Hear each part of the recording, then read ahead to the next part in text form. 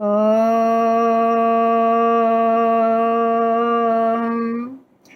ఓం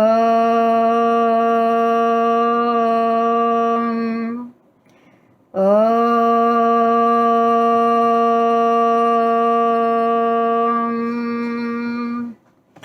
వ్యాసుడు ఈ యొక్క భగవద్గీతలో కర్మయోగ భూమికగా ఈ యొక్క అర్జున విషాద యోగాన్ని స్పష్టం చేశాడు. అర్జును బోధించిన ఈ కర్మయోగము యుద్ధం కొరకు అర్జునుడు బహుకాలంగా ఎదురు చూస్తూ ఉంటాడు. యుద్ధానికి ప్రతిబంధకంగా ఉన్నటువంటి అజ్ఞాతవాసాన్ని దినములు అతనికి యుగాలుగా గడిచాయి. క్షణమొక యుగంగా అతడికి గడిచింది అర్జునుడికి. కౌరవుల వల్ల జరిగిన అవమానం అతడు క్షణకాలం కూడా మరవలేకుండా ఉన్నాడు. అతడు అనేక ప్రయత్నాలు ఉనర్చి యోగిరాజైన శ్రీకృష్ణుని యుద్ధమునకు అభిముఖముగా ఉన్నాడు. రథారూఢుడై యుద్ధరంగమున ప్రవేశించాడు. కానీ అతడిట్లా అనుకొనెను. యుద్ధక్షేత్రమున తన ఎదుట నిలిచిన బంధువర్గములందరినీ చూచినదే తడవుగా లోపల అణిగిమణిగి ఉన్నటువంటి తమోగుణం అంటే అస్మిత మోహరూపమును చూచి అతనికి సాక్షాత్కరించను. క్షణకాలంలో అతడు ఏం చేశాడు? గాంధీవం స్రంసతే హస్తాత్, తన యొక్క గాంధీవం చేయి జారిపోతున్నది. త్వచ్చైవ పరిదహ్యతే, చర్మము తపించిపోవుచున్నది. నచ శక్నోమ వ్యస్తాతుం భ్రమతి వచమే మనః, మనసు భ్రమకు గురి అయినట్లు అనిపించుచున్నది. కనుక అతడు నేను ఇక్కడ నిలబడలేకుండా ఉన్నాను అంటాడు. అలాగే నకాంక్షే విజయం కృష్ణ నచ రాజ్యం సుఖాని చ, కిం నో రాజ్యేన గోవింద కిం భోగై విర్జీవితవా. ఏ కృష్ణ, నాకు విజయం కానీ ఈ రాజ్యము కానీ సుఖాలు కానీ అక్కరలేదు. గోవింద, ఈ రాజ్యం వల్ల కానీ ఈ భోగాల వల్ల కానీ ఈ సుఖాల వల్ల కానీ ఈ జీవితమునికి ప్రయోజనమేమిటి అని అంటాడనమాట. గోవింద అంటే ఇంద్రియాలను నిగ్రహించి సమస్యలను పరిష్కరించి దుఃఖాలను దూరం చేసేటువంటి వాడు. అందుకే గోవింద అని దానికి అర్థం అన్నమాట. ఆ విధంగా అక్కడ యుద్ధరంగంలో ఉన్నటువంటి వీరులు, శూరులు, ధీమంతులు, మరి పెద్ద తండ్రులు, పినతండ్రులు, తాతలు, ముత్తాతలు, గురువులు, మిత్రులు, శ్రేయోభిలాషులు, హితులు, బంధువులు, మరి వీరందరినీ చూసి ఇవన్నీ కూడా శరీరంలో నిస్సత్తుగా ఏర్పడుతుందన్నమాట. గాంధీవం జారిపోయింది, నోరు ఎండిపోయింది, శరీరం గగురుపాటికి గురి అయింది. ఆ విధంగా అయిపోతుందన్నమాట అర్జునుడికి. వెంటనే అంటాడు, వీరందరినీ చంపి నేను పాపాన్ని మూట కట్టుకోలేను. వీటితో వచ్చేటువంటి ఏ కాంక్ష అయినా సరే, రాజ్యకాంక్ష నాకు అక్కర్లేదు. నాకు రాజ్యం అవసరం లేదు, ధనం అవసరం లేదు, నాకు ఇదేమీ అవసరం లేదు. వీళ్ళందరినీ నా యొక్క స్వజనులు అంటే నా సొంతమైనటువంటి వాళ్ళు, నా యొక్క గురువులు, మిత్రులు, వీళ్ళందరికీ ద్రోహం చేసి నేను సుఖపడలేను కృష్ణ అని చెప్తాడనమాట. క్షణకాలంలో ధనుర్భాలను వదిలివేస్తాడు. అర్జునుడు క్షాత్రభావం అజ్ఞానం అనే తెరచాటున ఉన్నది, మోహం అనేటువంటిది అతని తెరచాటున ఉన్నది. కృష్ణ, ఈ తుచ్చమైనటువంటి అంటే ఈ స్వల్పమైనటువంటి రాజ్యం నాకు అవసరం లేదు. నేను వీళ్ళందరినీ వధించి వారి యొక్క రక్తం చేత నా చేతులను నేను ఎట్లా రంజింప చేసుకుంటాను అని అంటాడనమాట. ఇంకా దీనివల్ల వర్ణ సాంకర్యం కూడా జరుగుతుంది, స్త్రీలు కూడా దూషితులవుతారు, మళ్ళీ వాళ్ళంతా కుల వ్యవస్థ మారిపోతుంది. దీనివల్ల వాళ్ళు పిండోదకాలు కూడా సరిగ్గా పితృతర్పణాలు కూడా పెట్టకుండా అవుతారు, వంశానికి కూడా నాశనం జరుగుతుంది అని కూడా చెప్తాడనమాట. ఇంతకంటే వీరే నిరాయుధుడైన నన్నే ఒకవేళ వధించినా సరే, నన్ను చంపివేసినా సరే నాకు సంతోషమే, కానీ వీళ్ళ కోసం నేను ప్రాణత్యాగమైన చేస్తాను, కానీ వీళ్ళందరినీ వధించలేను, నేను యుద్ధం చేయలేను కృష్ణ అంటాడనమాట. అప్పుడు కృష్ణుడు ఈ విధంగా బోధన చేస్తాడు. ప్రాచీన కాలపు వీరులైనటువంటి క్షత్రియులు ధర్మానుకూలమైనటువంటి సంగ్రామంలో ప్రాణములు అర్పించుటకే కర్తవ్యంగా వారి యొక్క పనిని పూనుకుంటారు. మహాభారతం వరకు కూడా గల క్షత్రియులు హృదయమును ఇట్టి అపూర్వ భావంలే ఉదయించేవి. కానీ నిన్ను చూస్తే నాకు అలా అనిపించుటలేదు. కృష్ణుడు అంటాడనమాట, అర్జున, నువ్వు చేసే పని నాకు రుచికరం కాలేదు అంటాడు. ఓ అర్జున, నీవు నపంసకుడవా? నీవు హృదయ దౌర్బల్యాన్ని వీడుము, లేచి యుద్ధం చెయ్యి అని అతన్ని ప్రోత్సాహపరుస్తాడు. అర్జునుడు విన్నా కూడా అతనిలో ఉన్నటువంటి ఆవేశము కించెత్తు కూడా ఆవేశం రాలేదు. అతని హృదయమున ఇవేవి కూడా కలిగించలేదు. అర్జునుడు ఈ యుద్ధం చేసే రాజ్యము నాకు అవసరం లేదు, ఈ రాజ్యాన్ని పొందటం కన్నా భిక్షమెత్తుకొని బతకటమే మేలు అని కూడా అనుకుంటాడు. అనుకొని నిశ్చయంగా నా యొక్క క్షత్రియ స్వభావము క్రాంతి అయి నష్టమైనది, కానీ భ్రష్టమై నష్టపోయినది, కానీ నాకేమీ తోచుటలేదు. ఈ జరగనున్న వంశనాశనమును నా రాజ్యము ముందు కూడా నాకు తృణప్రాయం వల్లనే ఇంద్రపదవి వచ్చినా సరే నేను వదిలేసుకుంటాను. నాకు ఈ రాజ్యం అవసరం లేదు. ఇదంతా కూడా నాకు ఒక గడ్డిపోచ వలనే తోచుచున్నది. హే కృష్ణ, నీవే నాకు గురువువి. అంటే న్యాయాన్ని కర్తవ్యాన్ని తెలిపేటువంటి వాడవు నువ్వే కాబట్టి నువ్వు ఏ విధంగా చెప్తే నేను ఆ విధంగా నడుచుకుంటాను, నేనైతే యుద్ధం చెయ్యను అని చెప్పి చతికలబడిపోతాడు అర్జునుడు. అందరికీ ధన్యవాదాలు.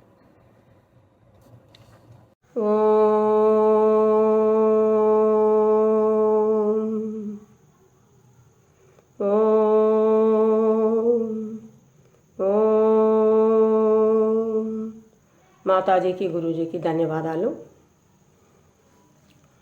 రణరంగంలో ప్రవేశించిన అర్జునుడు శోక హృదయంతో దీనుడై ఉండి యుద్ధం చెయ్యలేనని ప్రార్థించుతున్న అర్జునుని చూసి కృష్ణ భగవానుడు ధర్మ సంకటంలో పడి ఉన్నాడని తెలుసుకొని ధర్మతత్వాన్ని బోధించడానికి ప్రయత్నం చేస్తాడు. అర్జునుడికి తన వంశీయులందరూ చనిపోతారే ఈ యుద్ధములు అన్న శోకం ఆయనని శోకంలో ముంచివేస్తుంది. చాలా బాధగా ఉంటాడు. ఒకటి. రెండవది, గురువులు బంధువులని అందరిని కూడా నేను చంపలేను, నేను శస్త్రాన్ని పట్టుకోలేను, నేను అసమర్థుడని, నేను వాళ్ళని చంపలేనని రెండవ సమస్య. మూడవది, క్షాత్రధర్మాన్ని విడిచిపెట్టి నియతకర్మ అయిన సంగ్రామముని చెయ్యకుండా మనసుని సన్యాసం మరల్చుకోవటం ఒకటి. ఈ మూడు సమస్యల గురించి అర్జునుడు చాలా ధర్మ సంకటంలో పడి బాధపడుతుంటాడు. శ్రీకృష్ణ భగవానుడు ఈ మూడు విషయాలకు సమస్యలని తీర్చడానికి, శోకాన్ని తగ్గించడానికి ప్రయత్నం చేయడానికి ఆరంభిస్తాడు. జన్మము మృత్యువు ఈ రెండు కూడా శరీర ధర్మాలు. ప్రపంచంలో లేనివి ఎప్పుడు పుట్టవు, పుట్టినవి వాటికి ఉనికి కానీ అభావం కానీ లేకుండా పోదు. పుట్టిన వస్తువులు లేకుండా పోవు, లేని వస్తువు ఎప్పుడు కూడా పుట్టదు. ఇది శరీర ధర్మము అని చెప్తాడు కృష్ణుడు అర్జునుడికి. ఆత్మ రకరకాల శరీరాలను ధరిస్తుంది. నాటకంలో పాత్రలు రకరకాల వేషాలను మారుస్తున్నట్లు ఈ ఆత్మ కూడా రకరకాలుగా రూపాంతరాలు చెందుతుంది. నువ్వు బాధపడవద్దు, నువ్వు శస్త్రం పట్టినా పట్టకున్నా ఈ పరివర్తన తప్పనిసరిగా జరుగుతుందని కూడా చెప్తాడు. వాసాంసి జీర్ణాని యదా విహాయ నవాని గృహ్ణాతి నరోపరాణి తదా శరీరాన్ని విహాయ జీర్ణ న్యాని సంయాతి నవాని దేహి. మామూలుగా మనం ఇప్పుడు జన్మించినప్పటి నుండి ఎన్నో రంగురంగులవి రకరకాల వస్తువులు ధరిస్తున్నాం, కొత్తవి. అవి పాతపడగానే వాటిని తొలగించి వాటిని తీసేసి మళ్ళీ కొత్త వస్త్రాలని, ఎన్నో రకాల వస్త్రాలని ధరించాము ఇప్పటికీ. అయితే ఈ ఆత్మ కూడా రకరకాల శరీరాలని ధరిస్తుంది. ఆత్మ అమరము, చాలా అజరామరము, అద్భుతమైనది, అమరమైనది ఆత్మ. ఆత్మకి ఎప్పుడూ మరణం లేదు, అది అవినాశి, శాశ్వతమైనది. బాల్య యౌవన దశలు కానీ జనన మరణాలు కానీ శరీరానికే కానీ ఆత్మకు ఉండవు. అయితే ఈ 84 లక్షల జీవరాశులలో జీవులు చేసిన పాపపుణ్య కర్మలను బట్టి రకరకాల యోనులలో జన్మిస్తుంది ఆత్మ. రకరకాల శరీరాలను ధరిస్తుంది. పశుపక్షులు, క్రిమికీటకాలు, జంతువులు, మృగాలు, మానవులు ఎన్నో రకరకాల కర్మలను బట్టి రకరకాల శరీరాలను ధరిస్తుంది. అట్లనే ఈ ఆత్మ చాలా అమరమైనది. నువ్వు శస్త్రాలను పట్టుకున్నా, శస్త్రాలను ఛేదించకున్నా కానీ ఈ పరివర్తన మటుకు తప్పదు అని కూడా చెప్తాడు. శరీరము ధరించినప్పుడు జననము, శరీరాన్ని వదిలేసినప్పుడు మరణము. ఈ జనన మరణానికి మధ్యలో ఉన్నదే జీవనము. నైనం చిందంతి శస్త్రాణి నైనం దహతి పావకః నచైనం క్లేదయంత్యాపో నశోషయతి మారుతః. ఆత్మ చాలా సూక్ష్మమైనది, అది కంటికి కనిపించదు, చేతికి చిక్కదు. అలాంటి ఆత్మను ఛేదించలేరు, శస్త్రాలు ఖండించలేవు, అగ్ని కాల్చలేదు, ఎండ ఎండింపలేదు, గాలి శుష్కింపలేదు, నీరు తడపలేదు. ఈ ఆత్మ చాలా గొప్పది, శాశ్వతమైనది. శరీరం యదవాప్నోతి యచ్చాప్యుత్క్రామతీశ్వర గృహీత్వైతాని సంయాతి వాయుర్గంధాని వాషయత్. మనం ఒక పుష్పాలు ఉన్న తోటకు వెళ్ళామనుకోండి, పుష్పవనానికి వెళ్ళామనుకోండి, మనం దగ్గరికి వెళ్ళకముందే ఎంతో దూరంలో ఉన్నప్పుడే మనకు సుగంధం వస్తుంది, సువాసన వస్తుంది. అది ఎలా వస్తుంది? అక్కడ పుష్పాలు ఆ తోట ఎక్కడో దూరంగా ఉంది, అయినా కానీ చాలా దూరం వరకు ఆ సుగంధం వ్యాపిస్తుంది. అయితే వాయుదేవత ఆ పుష్పాలను అక్కడే ఉంచి వాటిలోని సుగంధాన్ని ఎంతో దూరం తీసుకెళ్తుంది. అట్లనే తేనెటీగలు కూడా ఆ పుష్పాలు అక్కడే ఉన్నప్పటికీ కూడా వాటిలోని మాధుర్యాన్ని తీసుకొని వెళ్ళి ఎక్కడో రహస్యంగా తేనెతీటను పెడతాయి. అట్లనే ఈ జీవాత్మ కూడా శరీరాలను ఇక్కడ వదిలి చేసిన పాపపుణ్య కర్మల సంస్కారాలని తన వెంట తీసుకెళ్తుంది. కాబట్టి జాతస్య హి ధ్రువో మృత్యు ధ్రువం జన్మ మృతస్య చ తస్మాద పరిహార్యార్థే నత్వం శోచితుమర్హసి. పుట్టిన ప్రతి ప్రాణి చావక తప్పదు, చచ్చిన ప్రతి ప్రాణి పుట్టక తప్పదు. పునరపి జననం పునరపి మరణం. ఆత్మ వెంట సంస్కారాలను తీసుకెళ్తుంది కాబట్టి ఆ పాపపుణ్యాల కర్మల ఫలాలను అనుభవించాలంటే మళ్ళీ తప్పనిసరిగా జన్మ రావాల్సిందే. ఆ జన్మ రావాలి. జన్మ వచ్చిన తర్వాత ఆ కర్మల ఫలాలను అనుభవించి మళ్ళీ ఆయువు మనకి ఎప్పటిదాకా ఉందో మన ఆయువు సమాప్తం కాగానే మళ్ళీ మరణించాల్సిందే. ఈ జనన మరణాలు అనేవి ప్రతి ప్రాణికి కూడా ఇవి తప్పవన్నమాట. అయితే ఈ యుద్ధానికి కారణం ఏంటి? పాండవులకు కౌరవులు చేసిన అన్యాయము, అత్యాచారము, అధర్మము, అకృత్యాల వల్లనే ఈ యుద్ధం చేయడానికి కారణమైంది. అయితే కృష్ణుడు కౌరవులు పాండవులని యుద్ధంలో ఓడించాలని, యుద్ధం చెయ్యందే రాజ్యం ఇవ్వనని, సూది మోపే అంత స్థలం కూడా ఇవ్వనని కూడా చెప్తాడు. కపట జూదాన్ని ఆడిస్తాడు. కపట జూదంలో పాల్గొనజేసి ధర్మరాజును ఓడించి తన తమ్ములను కూడా అందులో ఒడ్డేటట్టుగా చేస్తాడు. అంతేకాకుండా సతీమణి సాధ్వి అయిన ద్రౌపదిని నిండు సభలో అవమానం పాలు చేస్తాడు. లంక ఇంటిలో పాండవులందరినీ కూడా దహింపజేయాలని కూడా కుట్రలు పన్నుతాడు. అరణ్యవాసం పంపిస్తాడు. ఎన్నో అష్టకష్టాల పాలు చేస్తాడు పాండవులని కౌరవులు. అయినప్పటికీ కూడా వాళ్ళు సహించి ఓర్చుకున్న తర్వాత కూడా వారు అరణ్యవాసం పూర్తి చేసుకొని వచ్చిన తర్వాత కూడా వాళ్ళ రాజ్యభాగాన్ని వాళ్లకు ఇవ్వడు. యుద్ధం చేస్తే కానీ ఇస్తానంటాడు, యుద్ధం చెయ్యండి ఇవ్వనంటాడు. ఇలాంటి అకృత్యాలన్నీ కూడా సహించి అవమానాలను భరించినప్పటికీ కూడా వాళ్లకు రాజ్యాన్ని ఇవ్వడు. అయితే ఈ అకృత్యాలు వీళ్ళని చేసిన వాళ్ళని ఈ అవమానాలను సహించి వేయటం ధర్మమా? కాదు. అది క్షాత్రధర్మము కాదు. రాజధర్మము మిక్కిలి కఠోరము. అపరాధులను వదిలేసినట్లయితే వీళ్ళు ఘోర పాపంలో పడిపోతారని కూడా చెప్తుంది వేదము. అంతేకాకుండా ముందు తరాల వాళ్లకు కూడా మన సంపదలని, మన గ్రాసాన్ని పరులు దోచుకున్నప్పటికీ కూడా వారిని ఆ అవమానాలను సహించి జీవించాలని నీతిని నేర్పిన వాళ్ళు అవుతారు. కాబట్టి అలాంటి అకృత్యం చేసిన వాళ్ళని తప్పనిసరిగా దండించాలని చెప్తుంది. సరే, ఇది బాగానే ఉంది. కానీ బంధువులని, గురువులని చంపుటము పాపం కాదా అనవచ్చు. కానీ అలాంటి వాళ్ళని వదిలిపెట్టినట్లయితే, వాళ్ళకు మరణశిక్ష విధించకుండా వదిలిపెట్టినట్లయితే ఘోర పాపంలో పడిపోతారు. కాబట్టి తండ్రి అయినా తనయుడైనా తప్పక వారిని దండించాల్సిందే అని చెప్పి శ్రీకృష్ణ భగవానుడు భీష్మ పితామహుని ఎదుట చెప్తాడు. భీష్మ పితామహుడు కూడా దానికి అంగీకరిస్తాడు. మేధాం దేవగణాః పితరశ్చోపాసతే తయా మా మధ్య మేధయాగ్నే మేధావినం కురు. అర్జునుడికి తన వర్ణధర్మమైన యుద్ధాన్ని త్యజించి భిక్షాన్నమును భుజించి బ్రతుకుటయే మంచిది అనే ఆలోచన కలిగింది. అందువలన కర్మలను వదలవలెనా వదలకూడదా అనే సమస్య ఉత్పన్నమైంది. ఈ సమస్యకు పరిష్కారంగా శ్రీకృష్ణుడు అర్జునుడికి ఉపదేశిస్తున్నాడు.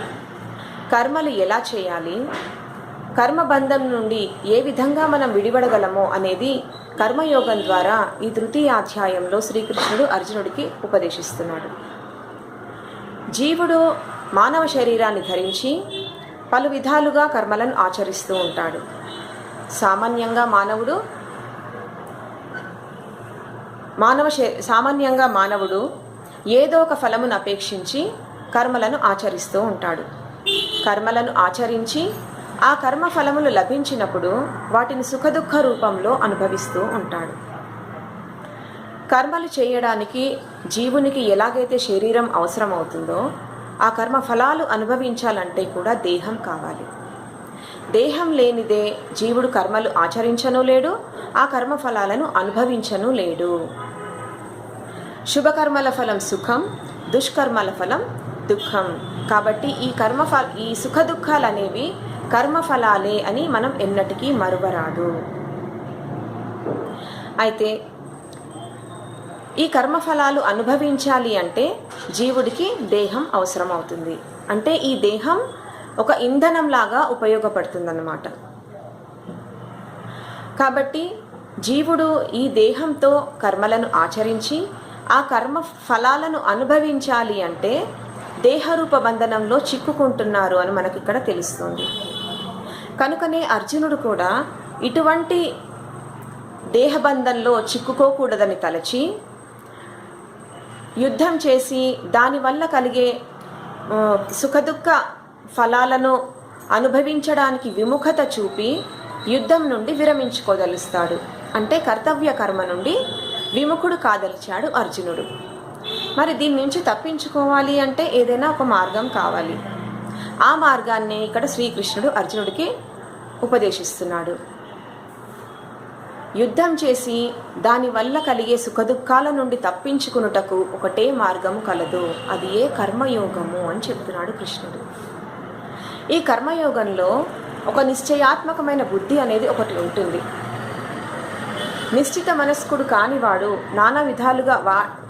మనస్కుడు కానివాడికి నానావిధ బుద్ధులు కలుగుతూ ఉంటాయి. వాడు దేన్ని సాధించలేడు. అట్లాగే కొందరు వేదవాదులు ఉంటారు. వేదంలో చెప్పబడిన సకామ కర్మలే ముఖ్యమని వాటినే ఆచరిస్తూ వాటి వల్ల సుఖాలను అనుభవించాలని అనుకుంటూ ఉంటారు.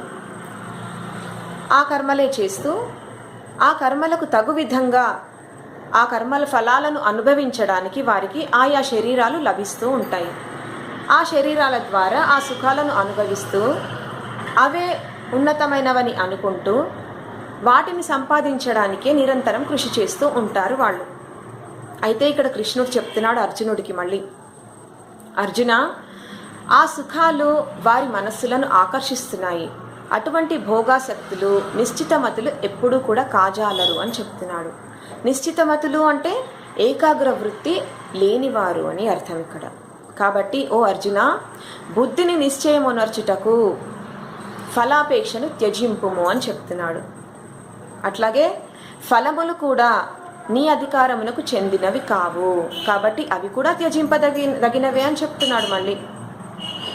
కర్మణ్యేవాధికారస్తే మా ఫలేషు కదాచన మా కర్మఫలహేతుర్భూహు మాతే సంగోస్త్వ కర్మణి అంటున్నాడు. అంటే అర్జున, నీవు కేవలం కర్మలను ఆచరించు, అది కూడా ఫలమును అపేక్షించి కర్మలు ఆచరించకు. మనుజుడు కర్మలు ఆచరించుటకే అధికారి, కర్మఫలములపై అతనికి ఎటువంటి అధికారం లేదు అని చెప్తున్నాడు. కాబట్టి కర్మఫలములను అపేక్షించి అంటే కర్మఫలాలను కోరి ఎప్పుడూ కూడా కర్మలను ఆచరించకూడదు అని చెప్తున్నాడు. ఆచరించడం తగదు అని చెప్తున్నాడు కృష్ణుడు ఇక్కడ మనకు. అయితే మరి కర్మలను ఆచరించి కర్మఫలాలను ఆశించనప్పుడు మరి కర్మలు ఎందుకు చేయాలి అనే సందేహం కలుగుతుంది మళ్ళీ. దానికి కూడా మళ్ళీ కృష్ణుడు చెప్తున్నాడు మనకి, యోగస్థః కురు కర్మాణి సంగం త్యక్త్వా ధనంజయ సిద్ధ్యః సిద్ధ్యోః సమో భూత్వా సమత్వం యోగ ఉచ్యతే అంటున్నాడు. అంటే మనిషి తను చేయు పని నెరవేరినప్పుడు సంతోషంగా ఉంటాడు, అట్లాగే తను చేసే పని నెరవేరనప్పుడు దుఃఖాన్ని పొందుతాడు.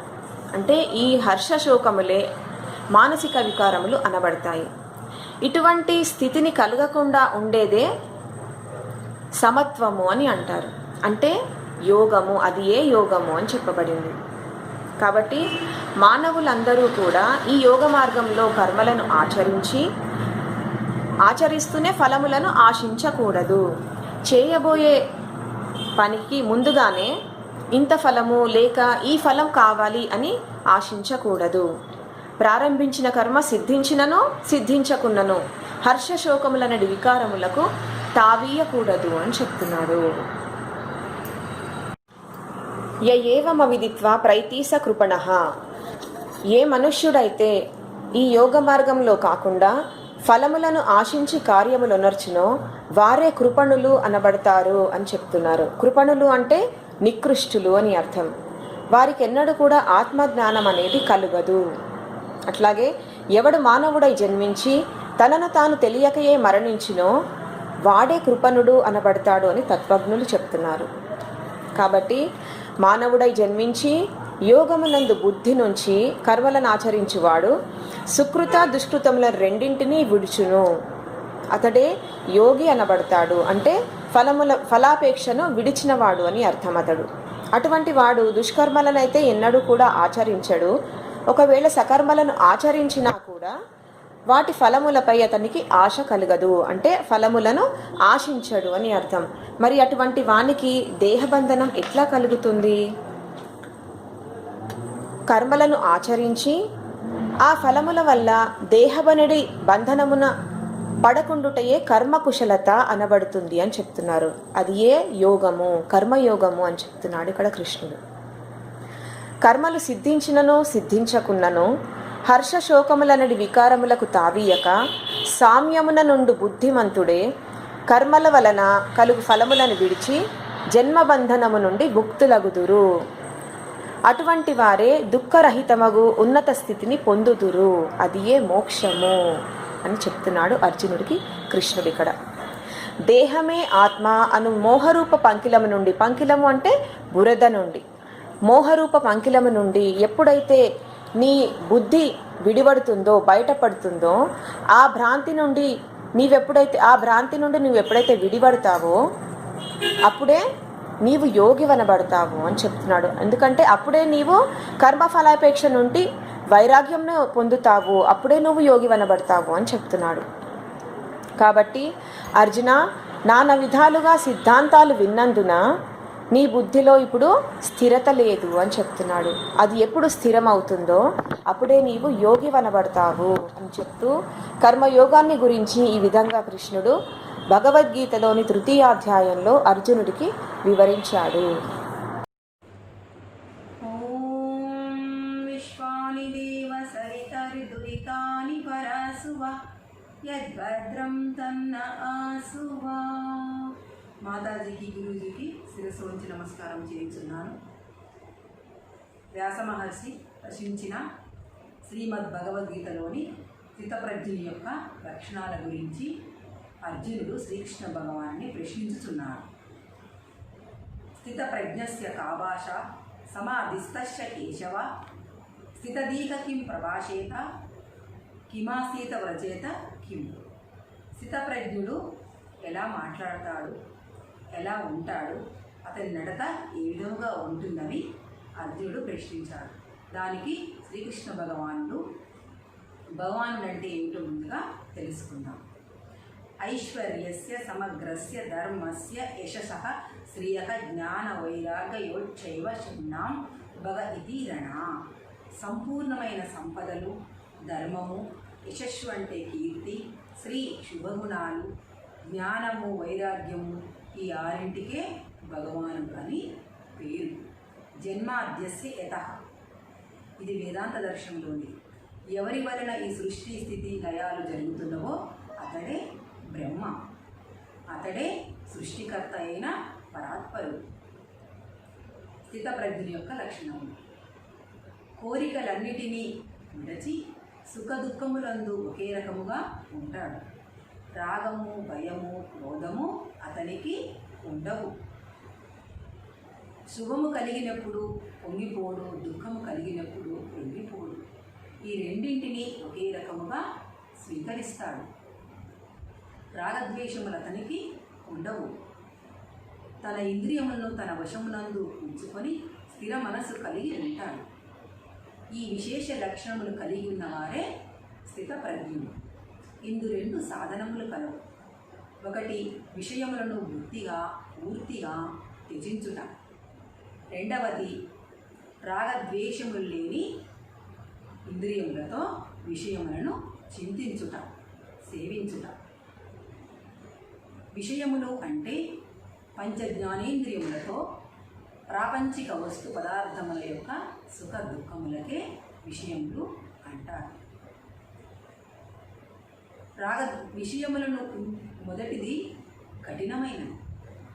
దానిని ఎవరైనా అనుసరించినచో మనసునందు రాగము చివరి వరకు మిగిలియే ఉండు.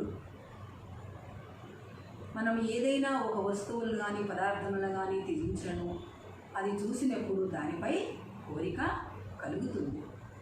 ఉదాహరణకు తీపి పదార్థముని విడిచిన వ్యక్తికి ఆ పదార్థమును చూసినప్పుడు దాని యందు ప్రీతి కలుగుతుంది. విషయములు త్యజించినంత మాత్రాన రాగం యొక్క నివృత్తి కొరకు చేసినది ఏమీ లేదు కదా.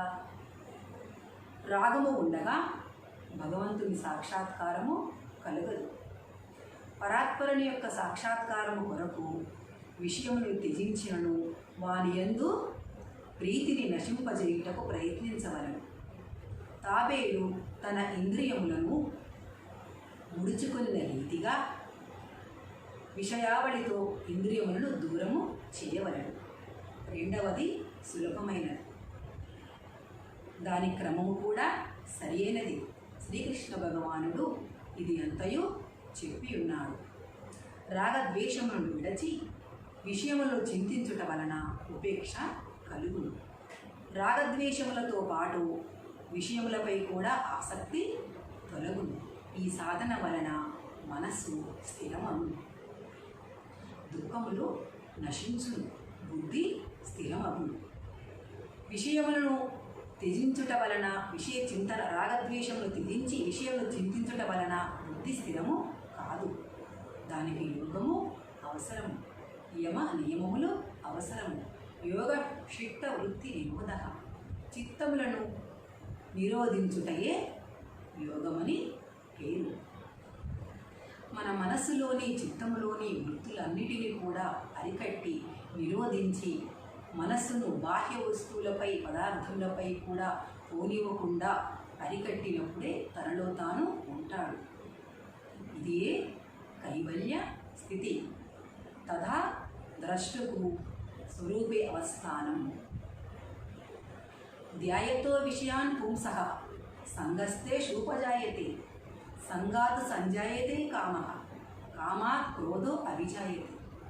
విషయములను మనస్సులో ఎల్లప్పుడూ ఆలోచించుతూ ఉంటే వానిపై ఆసక్తి పెరుగును. అవి సంపాదించాలనే కోరిక ఎక్కువవును. అవి తీరనెప్పుడు అతనికి క్రోధము కలుగును. పరులకు అపకారము చేసేనను తన కోరికలను నెరవేర్చుకుంటాడు. క్రోధాద్భవతి సమ్మోహః, సమ్మోహాత్ స్మృతి విభ్రమః, స్మృతి భ్రంశాత్ బుద్ధినాశో, బుద్ధినాశాత్ ప్రణశ్యతి. క్రోధము కలిగినప్పుడు మంచి చెడుల వివేకము నశిస్తుంది. స్మరణ శక్తి అంతటా కూడా సరిగా ఉండదు. సత్తు అసత్తు సద్వివేకము బుద్ధి నశిస్తుంది. ఈ చెడు విషయములన్నీ కూడా రాగద్వేషముల వలనే కలుగునని కర్మయోగి గ్రహిస్తాడు. మైత్రి కరుణా ముదితోపేక్షాణం సుఖ దుఃఖ పుణ్యాపుణ్య విషయాణం భావనా చిత్త ప్రసాదనం.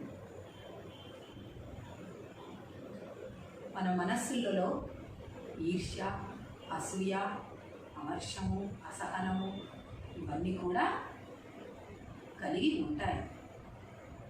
సుఖ సంపన్నుడైన మిత్రులు ఒక వ్యక్తి యందు మిత్రత్వము కలిగి ఉండటం వలన ఈర్ష్య అనే దోషము నశిస్తుంది. సంతోషముగా ఉన్న మిత్రుని చూసి ఎవరైనా ఈర్ష్య పడతారా?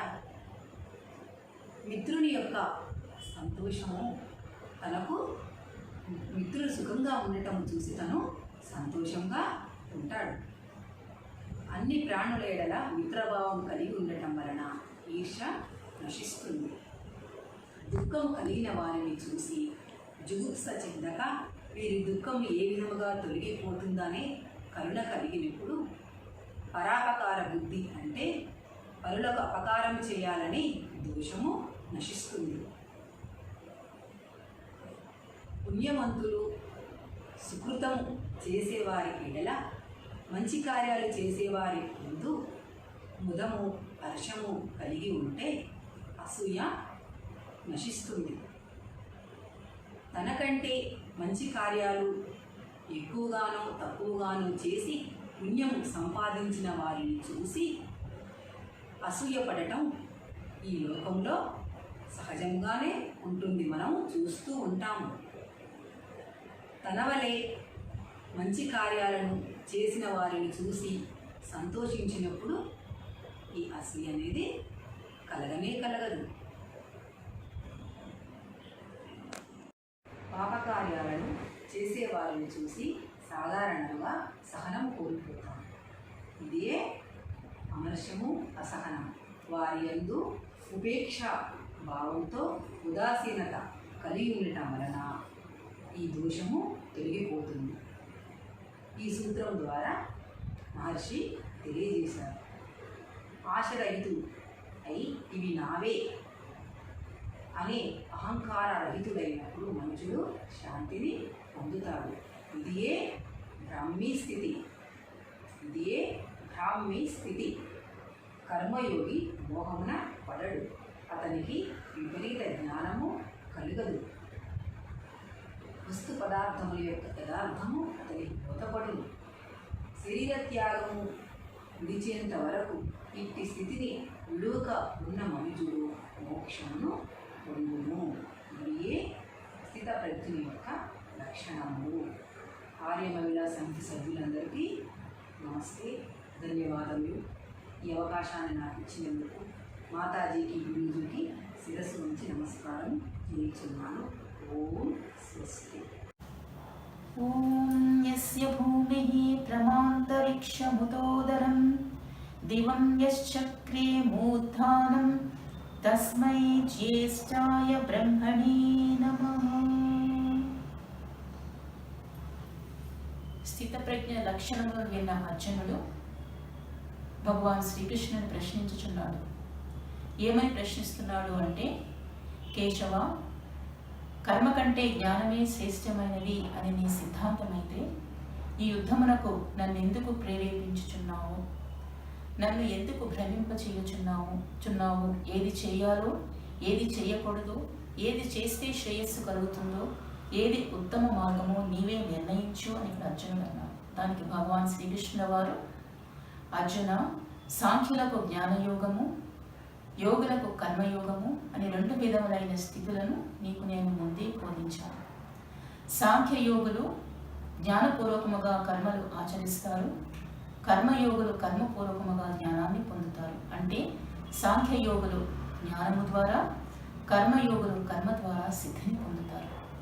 వాస్తవముగా కర్తవ్య కర్మలు ఆరంభించకపోతే కర్మ సన్యాసి కాడు, పూర్తిగా కర్మలను విడిచిపెడితే సిద్ధుడు కాదు. కారణం ఏమిటి అంటే, నహి కశ్చిత్ క్షణమపి జాతు తిష్టతి కర్మకృత్ కార్యతే యవశః కర్మ సర్వః ప్రకృతిర్జైర్గుణైః. అంటే మనుష్యుడు కర్మ చేయకుండా ఒక్క క్షణం కూడా ఉండలేడు. తన స్వభావానికి అనుకూలంగా కర్మలు చేస్తూనే ఉంటాడు. సత్వ, రజస్, తమో గుణములు ప్రకృతికి సంబంధించినవి. ఈ గుణములతోనే మానవుని చిత్తము ఏర్పడుతుంది కనుక ఏ గుణము అధికంగా ఉంటే ఆ విధంగా అతను ప్రవర్తిస్తూ ఉంటాడు. కొంతమంది బాహ్యేంద్రియములను కట్టిపెట్టి కర్మలు చేయరు, కానీ వారు మనసులో శబ్దాది విషయములను స్మరిస్తూనే ఉంటారు. అట్టి వారిని మిథ్యాచారులు అని అన్నారు. అందుకే ఇక్కడ భగవాన్ శ్రీకృష్ణుడు, అర్జున, ఇంద్రియములను విషయముల వైపు పోనీయకుండా మనస్సును వశమునందుంచుకొని ఫలమును ఆశించకుండా ఎవరైతే కర్మలు చేస్తారో వారే శ్రేష్ఠులు. అంటే నీవు కర్మలను ఆచరించు. ఎవరైతే నిష్కామ భావంతో కర్మలను ఆచరిస్తారో వారి చిత్తము నిర్మలమవుతుంది, ఆత్మజ్ఞానం కలుగుతుంది.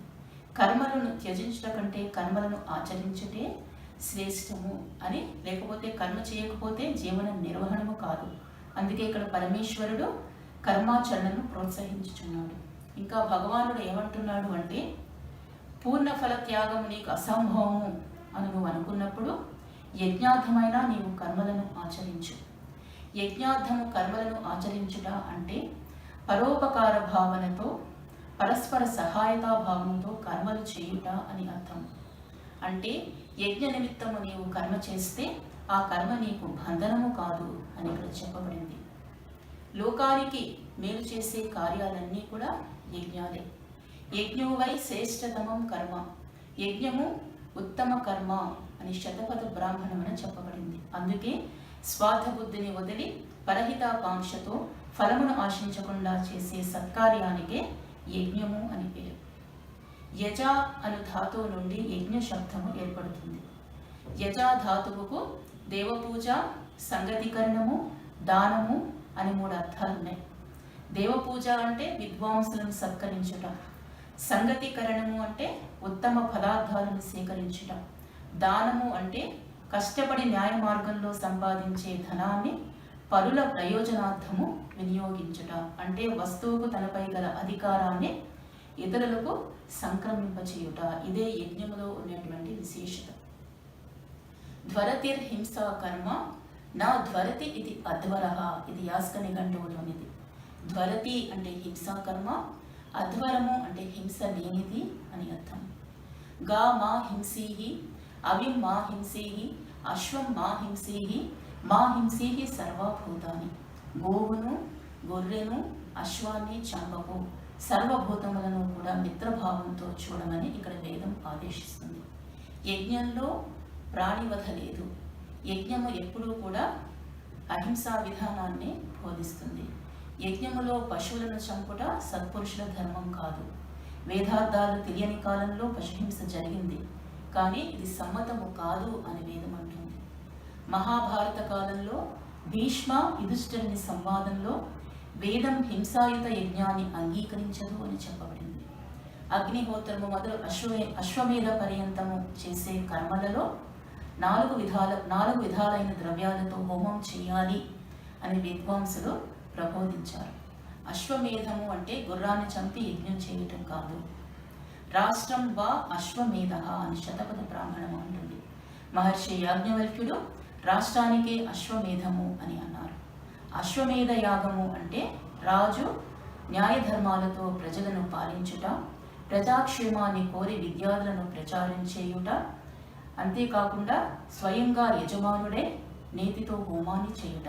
రాజు చేసే ఈ కర్మలనే అశ్వమేధము అని అంటారు. పశువునాం భూయాసం, పశువులను రక్షించాలి, పోషించాలి అని అథర్వవేద మంత్రం అంటోంది. అందుకే ఇక్కడ వేదాలలో పశుహింస లేదు అని చెప్పబడింది. అంతేకాకుండా భగవాన్ శ్రీకృష్ణుడు యజ్ఞములు పల విధములుగా ఉన్నాయి అని ఆయన చెప్పారు. జ్ఞాన యజ్ఞము, ద్రవ్య యజ్ఞము, తపోయజ్ఞము, స్వాధ్యాయ యజ్ఞము. ఈ యజ్ఞములన్నీ కూడా ఉత్తమ కార్యాలే అని చెప్పబడ్డాయి. సహ యజ్ఞాః ప్రజా సృష్ట్వా పురోవాచా ప్రజాపతి అనేన ప్రసవిష్యద్వా మేషవో స్విష్ట కామధోక్. ఇక్కడ పరమేశ్వరుడు మానవులతో పాటు యజ్ఞమును సృజించి, ఈ యజ్ఞముతో మీరు అభివృద్ధిని పొందండి, ఇది మీకు కామధేనువు వంటిది, ఇది మీ కోరికలను తీరుస్తుంది అని ఇక్కడ చెప్పబడింది. దేవాన్ భావయతానేన తే తే దేవా భావయంతు వః పరస్పరం భావయంతః శ్రేయః పరమవాప్స్యదా. మానవులారా, ఈ యజ్ఞము ద్వారా మీరు దేవతలను సత్కరించండి, ఆ దేవతలు మిమ్మలను ఆరోగ్యవంతులను చేస్తాయి. ఇలా పరస్పరము మిమ్మలను శుద్ధివృద్ధులను చేసుకుంటూ పరమ శ్రేయస్సును పొందండి అని ఇక్కడ చెప్పబడింది. అంటే ఇక్కడ దేవతలు ఎవరో కూడా మనం తెలుసుకోవాలి. విద్వాంసో వై దేవాః, విద్వాంసులను కూడా దేవతలు అని అంటారు. మహర్షి యాస్కుడు తన నిరుక్త శాస్త్రంలో దేవః కస్మాత్, దేవతలు ఎవరు అని ప్రశ్నించి దానికి సమాధానంగా దేవో దానాద్వా దీపనాద్వా ద్యోతనాద్వా అథ ద్యుస్థానో భవతీతి అని అన్నారు. అంటే దానం చేయడం, ప్రకాశించడం, ప్రకాశింపచేయడం, తన స్థానంలో ఉండటం, వీరినే దేవతలు అని అంటారు. అయితే ఈ దేవతలు ఎవరు అంటే భూమి, జలము, అగ్ని, వాయువు, ఆకాశము, సూర్యచంద్రాదులు ఇవన్నీ కూడా దేవతలు. ఈ దేవతల వలన మానవులకు అన్నవస్త్రాదులు, ప్రకాశము, వేడి, జీవనానికి అవసరమైన పదార్థాలన్నీ కూడా లభించాయి కనుక వీటిని దేవతలు అని అంటారు. ఈ దివ్యమైన పదార్థాలను మనం ఉపయోగించుకొని కలుషితం చేస్తున్నాం. ఏ విధంగా అపవిత్రం చేస్తున్నాము అంటే అన్నమును తిని మలముగా, జలమును త్రావి మూత్రముగా, మంచి గాలిని పీల్చుకుంటున్నాం, చెడు గాలిని విడిచిపెడుతున్నాం. ఈ విధంగా మనం వాతావరణాన్ని అపవిత్రం చేస్తున్నాం కనుక దీనిని పవిత్రం చేసే బాధ్యత కూడా మానవులకే ఉంది. అయితే దేవతలు ఏ విధంగా పవిత్రం అవుతాయి అంటే అది కేవలం అగ్నిహోత్రం ద్వారానే సాధ్యపడుతుంది. మనం యజ్ఞంలో నెయ్యి వేస్తాము, ఔషధులు వేస్తాము, వాటి ద్వారా భూమి జలాదులు పవిత్రమవుతాయి, వాయు జలాదులు పవిత్రమవుతాయి. ఈ వాయు జలాదులను ఉపయోగించుకున్న మానవులకు కూడా ఆరోగ్యం కలుగుతుంది. కొంతమంది అంటూ ఉంటారు ఈ యజ్ఞంలో వేసిన పదార్థాలు వ్యర్థమవుతాయి అని. కానీ పదార్థ విద్యను తెలిసిన వారు ఎవరు కూడా ఈ విధంగా భావించరు. మనం అగ్నిలో వేసినటువంటి పదార్థములు వాయువులో వ్యాపించి ఆ వాయువును ఆఘ్రానించిన మానవ మాతృలందరికీ కూడా ఆరోగ్యాన్ని ఇస్తుంది. ఋషులు ఇక్కడ మంత్రార్థ ద్రష్టులని అంటారు. ఎందుకు అంటే వారి యజ్ఞ ప్రక్రియలను తెలుసుకుని యజ్ఞంలో మనం నెయ్యి, ఔషధులు, పుష్టికారక పదార్థములను ఆహుతులుగా వేయాలి అని వారు ప్రబోధించారు. స్థూలమైన పదార్థాలను విడదీసి సూక్ష్మములుగా చేసి వాయువులో వ్యాపించే శక్తి కేవలము అగ్నికి మాత్రమే ఉంది. అందుకే ఇక్కడ అగ్నిర్వై దేవానా ముఖం అంటే అగ్ని దేవతలన్నిటికీ నోరు వంటిది అన్నారు. మనం నోటిలో వేసుకున్న పదార్థాలు శరీరాన్ని అంతటికీ కూడా పోషణలు ఇస్తాయి. అట్లాగే మనం అగ్నిలో వేసినటువంటి పదార్థాలు అంతటా వ్యాపించి మానవ మాతృలందరికీ కూడా ఆరోగ్యాన్ని, బలాన్ని, పుష్టిని ఇస్తాయి. ఎవరైతే యజ్ఞానంతరము పదార్థాలను సేవిస్తారో వారు పాపముల నుండి విముక్తులవుతారు. తమ నిమిత్తం ఎవరైతే భుజిస్తారో వారు పాపములను భుజించిన వారు అవుతారు. అన్నాద్భవంతి భూతాని పర్జన్యోదన్న సంభవః యజ్ఞాద్భవతి పర్జన్యో యజ్ఞః కర్మ సముద్భవః. అన్నము వలన ప్రాణులు జీవనం చేస్తున్నాయి. ఆ అన్నం ఎట్లా వస్తుందంటే మేఘాలను వర్షించడం వల్ల వస్తుంది. ఆ మేఘాలు ఎట్లా ఏర్పడతాయంటే యజ్ఞం వలన ఏర్పడతాయి. ఆ యజ్ఞము వేద విహిత కర్మ వలన సంభవం అవుతుంది. కర్మ బ్రహ్మోద్భవం వేత్తి బ్రహ్మాక్షర సముద్భవం తస్మాత్ సర్వగతం బ్రహ్మ నిత్యం యజ్ఞే ప్రతిష్ఠితం. వైదిక ధర్మ కర్మలు పరమేశ్వరుని కావ్యమైన వేదం నుండే ప్రసిద్ధమవుతాయి. అంతటా వ్యాపించి ఉన్నటువంటి పరమేశ్వరుడు మనం ప్రతినిత్యం చేసే యజ్ఞమునందు స్థితమై ఉన్నాడు. పరమేశ్వరుడు ఏర్పరిచిన ఈ యజ్ఞ చక్రమును ఎవరైతే అనుసరిస్తారో వారు సుఖాన్ని పొందుతారు. ఎవరైతే కర్తవ్య కర్మలను ఆచరించకుండా ఉంటారో వారు ఇంద్రియ లోలులై జీవనాన్ని వ్యర్థం చేసుకుంటారు. అందుకే మానవులందరూ కూడా వేద విహిత ధర్మ కర్మలను ఆచరించాలి. వేద విహిత ధర్మ కర్మలు అంటే బ్రహ్మయజ్ఞము, దేవయజ్ఞము, పితృయజ్ఞము, అతిథి యజ్ఞము, బలివైశ్వదేవయజ్ఞము. వీటినే పంచమహాయజ్ఞములని అంటారు. ఈ పంచమహాయజ్ఞములను ఎవరైతే ఆచరిస్తారో వారు మహాత్ములవుతారు. ఈ ఉత్తమ కార్యాలను ఆచరించేందుకే పరమేశ్వరుడు ఈ మానవ దేహాన్ని ప్రసాదించాడు. ఈ శరీరంతో యజ్ఞకర్మలు ఆచరిస్తే ఇది దేవతా శరీరంగా మారిపోతుంది. అప్పుడే మానవులు ధర్మ, అర్థ, కామ మోక్షాలను పూర్ణానందాన్ని సాధిస్తారు. కుర్వణ్యేవేహ కర్మాణి జిజీవిషే శతం సమాః ఏవం త్వయి నాన్యథేతోస్తి న కర్మ లిప్యతే నరే. ఇది యజుర్వేద మంత్రం. మానవులు జీవించినంత కాలం కర్మలు చేస్తూనే ఉండాలి, సత్కర్మలు ఆచరిస్తూనే ఉండాలి. ఆ సత్కర్మలు కూడా నిష్కామ భావంతో ఆచరించాలి. అప్పుడే ఈ కర్మ బంధనము కాదు అని మనకి యజుర్వేద మంత్రం తెలియజేస్తుంది. అందుకే మానవులందరూ కూడా సత్కర్మలను ఆచరిస్తూ తమ జీవనాన్ని సద్వినియోగం చేసుకోవాలని కోరుకుంటూ నేను ముగిస్తున్నాను. ఓం శాంతి శాంతి శాంతి. ఓం ఆత్మబంధువులారా, మీకు నా హృదయపూర్వక ప్రణామాలు. మన ఆర్య మహిళా సమితి ప్రతి మాసం జరుపుకునేటువంటి పౌర్ణమి జ్ఞానయజ్ఞ సందర్భంగా భగవద్గీతలో శ్రీమద్ భగవద్గీతలోని కర్మయోగం గురించి కొద్దిగా మాట్లాడమని చెప్పారు. వారికి నా కృతజ్ఞతాంజలి.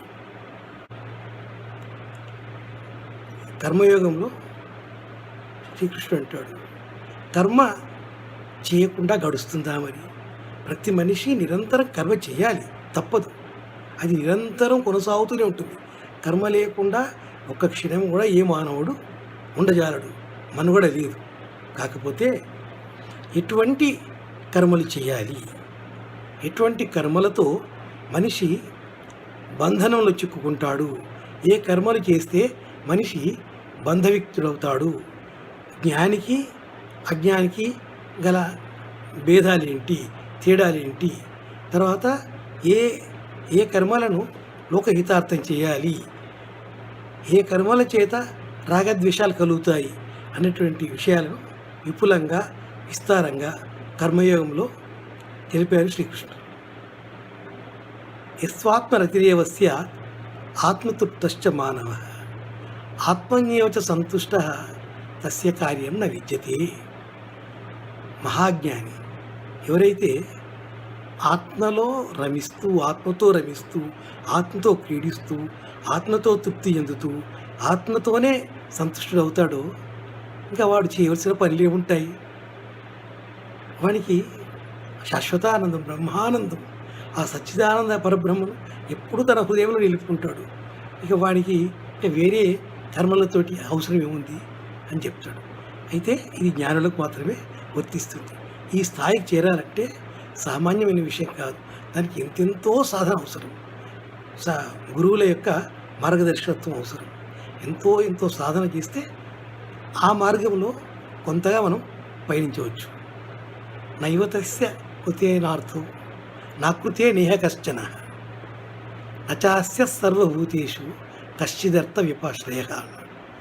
జ్ఞానికి కర్మ చేయటం వలన ప్రయోజనం కానీ, కర్మ చేయకపోవడం వలన దోషం కానీ ఉండవు, అన్ని సమానమే వానికి.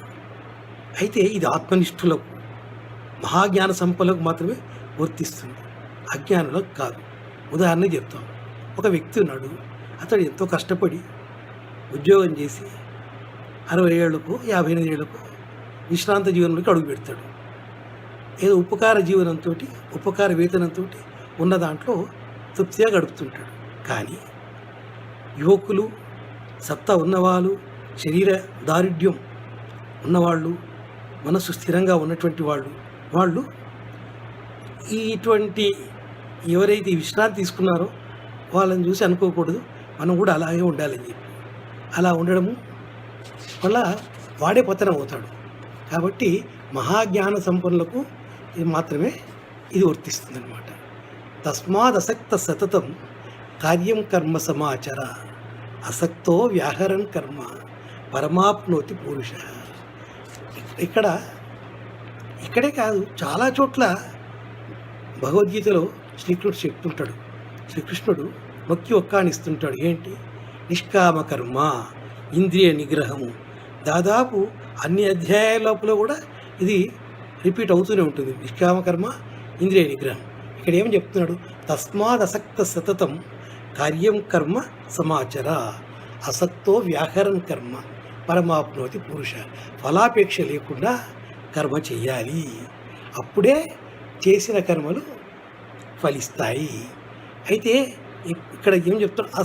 తస్మాత్ అసక్త సతతం, ఎల్లవేళ్ళ ఆసక్తి లేకుండా, అంటే అటాచ్మెంట్ లేకుండా, అంటే కర్మఫలాన్ని కోరకుండా చేయాలి.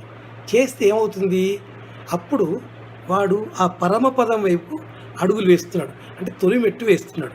మరి దీనికి ఏం కావాలి? మనిషికి చిత్తశుద్ధి కావాలి. చిత్తశుద్ధి తొలిమెట్టు. చిత్తశుద్ధితోటి ఏం కలుగుతుంది? మనకు శాంతి కలుగుతుంది. శాంతి ఉన్నటువంటి మనస్సుతోటి ఏమవుతుంది? ఏది చేసినా కూడా మనం విజయవంతం అవుతాం. అంటే దానికి అతుక్కుపోం, మనోనిర్మల్యం ఏర్పడుతుంది. చిత్తశుద్ధి ఉన్న మనిషికే సుఖము, శాంతులు ఉంటాయి. శాంతి ఉన్న మనిషి సుఖవంతుడు. శాంతి తప్పకుండా ప్రతి ఒక్క మానవునికి అవసరం. కర్మనైవ హి సంసిద్ధిం ఆస్థితో జనకాదయ లోక సంగ్రహమేవాపి సంపశ్యన్ కర్తుమర్హసి అన్నాడు.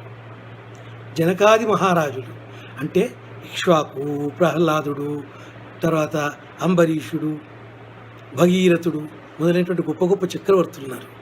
వాళ్ళంతా కూడా తమ కర్మల చేత రాజర్షులయ్యారు. వాళ్ళు జనకుడు గొప్ప చక్రవర్తి, అంత గొప్ప సామ్రాజ్యాన్ని పరిపాలిస్తూ కూడా నీటి బొట్టులాగానే ఉన్నాడు. తామరాకు మీద నీటి బొట్టులాగానే, ఏదీ తన కట్టకుండా, అంటే సాక్షిభూతుడై ఉన్నాడు జనక మహారాజు. కాబట్టి వాళ్ళు ఎందుకు చేస్తున్నారు ఇవన్నీ?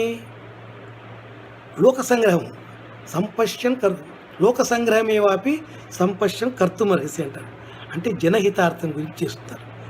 ఇక్కడ ఎంత ముఖ్యం ప్రాముఖ్యత ఇచ్చాడు చూడండి పరమాత్ముడు శ్రీకృష్ణుడు.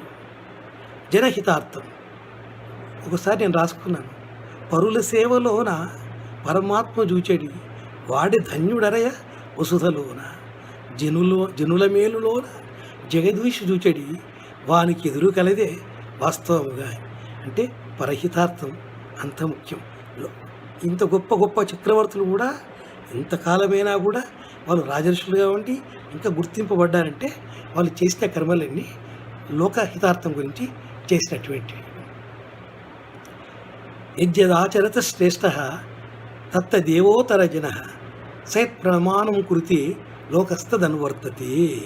శ్రేష్ఠుడు కానీ, గొప్పవాడు కానీ, పెద్దవాళ్ళు కానీ ఎవరైతే కర్మలు చేస్తుంటారో వారిని చూసి మిగిలిన వాళ్ళు కూడా నేర్చుకొని అటువంటి కర్మలను చేస్తారు. అక్కడ నోటి మాట కాదు, శుష్క ప్రియాలు కావు, ఆచరణలో చేసి చూపించేటి.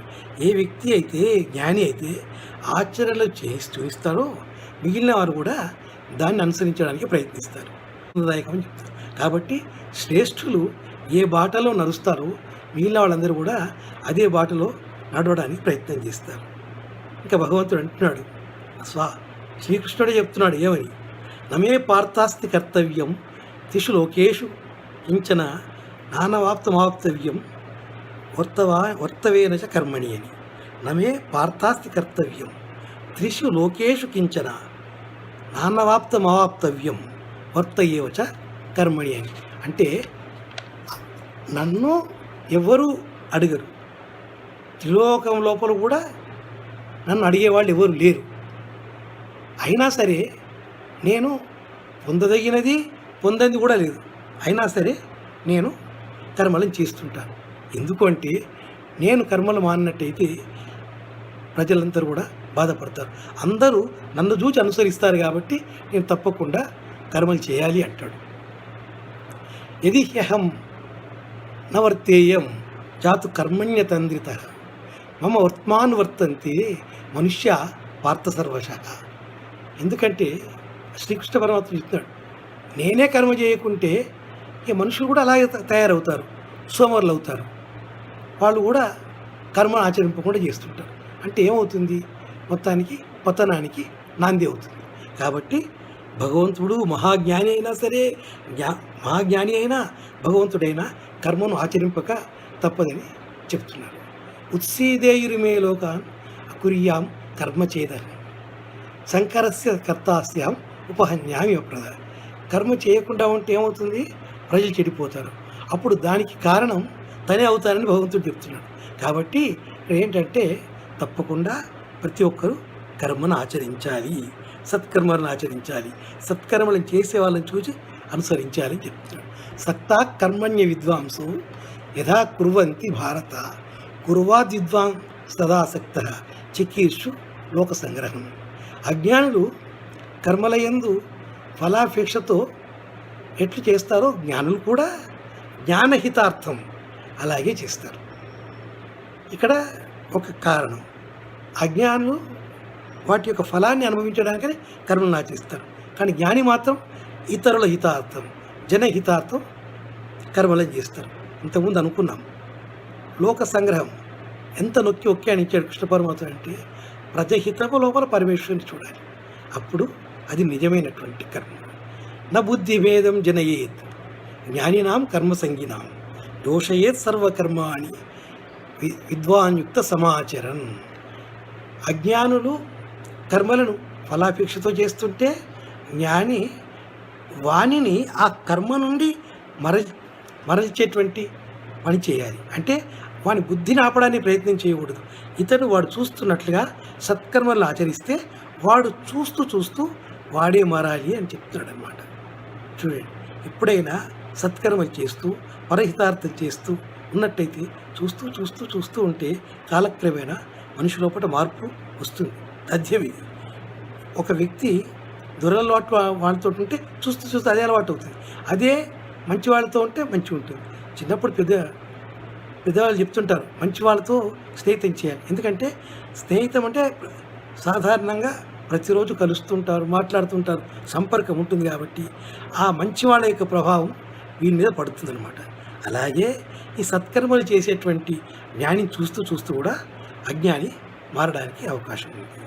ప్రకృతే క్రియమానాని గుణైకర్మాణి సర్వశః అహంకార విమూఢాత్మ కర్తాహమితి మన్యతి. ప్రకృతిచే జనించినటువంటి ఈ త్రిగుణములతోనే అన్ని కార్యాలు జరుగుతున్నాయి. ప్రతి ఒక్కటి కూడా ఈ త్రిగుణాలతోటే, సత్వరజస్తమో గుణాలతోటే జరుగుతాయి. కానీ వివేకశూన్యుడైనటువంటి మనిషి ఏమనుకుంటాడంటే అన్నీ చేస్తున్నాను అనుకుంటాడు. మంచి అయితే నేనే చేశాను, ఎవరిని జయించినా నా వల్లనే అయింది, ఏదైనా కార్యం జరిగినా కూడా దానికి కర్త నేనే అనుకుంటా. ఇటువంటి కర్తృత్వ భోక్తృత్వాన్ని తనకు ఆపాదించుకుంటాడు అజ్ఞాని. కానీ జ్ఞాని ఇతరుల మేలు కొరకు ఎన్నో పనులు చేస్తూ కూడా ఈ కర్తృత్వ భోక్తృత్వాలను తనకు ఆపాదించుకోడు. ఆ జ్ఞాని ఎల్లప్పుడూ ఇతరుల యొక్క సంక్షేమం చూస్తుంటాడు, పరహితంలో పరమేశ్వరుని చూస్తుంటాడు. తత్వవిత్తు మహాబాహో గుణకర్మ విభాగయో గుణాగుణేషు వర్తంత ఇతిమత్వాను సజ్జతి. తత్వవేత్త అయినటువంటి వాడు గుణములు అంటే త్రిగుణముల చేతలే ఇంద్రియాలు వర్తిస్తున్నాయని, అన్నిటినీ తాను సాక్షిభూతుడై చూస్తున్నాడు అని, తను సాక్షి మాత్రమే అని అనుకుంటాడు. అంటే తను చేస్తున్నాను అనేది కాకుండా ఈ త్రిగుణం చేతనే తన ఇంద్రియాలు వర్తిస్తున్నాయని అనుకుంటాడు జ్ఞాని. ప్రకృతే గుణ సమ్మూఢ సజ్జంతే గుణకర్మసు తాన కృష్ణ విధోమందాన్ కృష్ణ విత్న విచాలయేత్. త్రిగుణముల చేత మోహితులైనటువంటి అజ్ఞానులను, మందబుద్ధులను ఆత్మజ్ఞాని చెలింపజేయకూడదట. వాడు దాంట్లో ఉన్నప్పుడు ఏం చేయాలి? తన ప్రవర్తనతో మంచి మార్గంలో నడుస్తూ వాడు తనను చూచి అలా చేసేటట్లుగా చేయాలట. ఈ విషయం ఇంతకుముందు కూడా చెప్పాడు, మళ్ళీ చెప్తున్నాడు దాని యొక్క గొప్పదనం అటువంటిది అని. సదృశం చేష్టతే స్వస్య ప్రకృతే జ్ఞానవానపి ప్రకృతిం యాంతి భూతాన్ని నిగ్రహం కిం కరిష్యతి. ఎంత మహాపండితుడైనా తన ప్రకృతిని అనుగుణంగానే, అంటే జన్మాంత సంస్కారం చే వచ్చినటువంటి కలిగినటువంటి స్వభావంకు అనుగుణంగానే ప్రవర్తిస్తుంటాడు. కాబట్టి నేను నిగ్రహం ఇంకేం చేయగలదు అంటాడు. ఇంద్రియస్యేంద్రియస్యార్థే రాగద్వేష వ్యవస్థితౌ తయోర్న వశమాగచ్చే తౌహ్యస్య పరిపంథినౌ. ఇంద్రియములచే గ్రహింపబడేటువంటి శబ్దాది విషయముల చేతనే రాగద్వేషాలు ఏర్పడతాయి. కాబట్టి సాధకుడు ఆ రాగద్వేషాలకు వశం కాకూడదు. అవి వానికి శత్రువులు. వాటి లోబడినట్టయితే, వాటికి అనుకూలంగా ఉన్నట్టయితే అప్పుడు పతనం మొదలవుతుందని అర్థం. ఇంకా చివరిలో శ్రేయాన్ స్వధర్మో విగుణ పరధర్మాస్త్వనిష్ఠిత స్వధర్మే నిధనం శ్రేయ స్వధర్మే నిధనం శ్రేయ శ్రేయాన్ స్వధర్మో విగుణ పరధర్మాన్ స్వనిష్ఠిత స్వధర్మే నిధనం శ్రేయ పరధర్మో భయావహ అంటాడు. మళ్ళీ చెప్తాం. శ్రేయాన్ స్వధర్మో విగుణ పరధర్మాస్తనిష్ఠిత స్వధర్మే నిధనం శ్రేయ పరధర్మో భయావహ. అంటే చక్కగా ఆచరింపబడేటువంటి పరధర్మం కంటే కూడా కష్టమైనా కూడా మన స్వధర్మమే వీరు. స్వధర్మాన్ని ఆచరించడంలో మనకు మరణం సంభవించినా కూడా మీరు పరధర్మాన్ని ఆచరించకండి. అంటే ఇక్కడ పరధర్మము అంటే స్వధర్మం అంటే ఏంటంటే స్వభావానుకూలంగా చేసేటువంటి కర్మ స్వధర్మం అని అర్థం. మనకు జన్మాంతరాలతోటి వచ్చినటువంటి ఆ సంస్కారంతో వచ్చినటువంటి ఏదైతే స్వభావం ఉంటుందో అది స్వధర్మం కింద తీసుకోవాలని గురువుగారు మనకు తెలిపారు. నాకు ఈ అవకాశం ఇచ్చినటువంటి మీ అందరికీ కృతజ్ఞతాంజలి. హరి ఓం ఓం ఓం ఓం.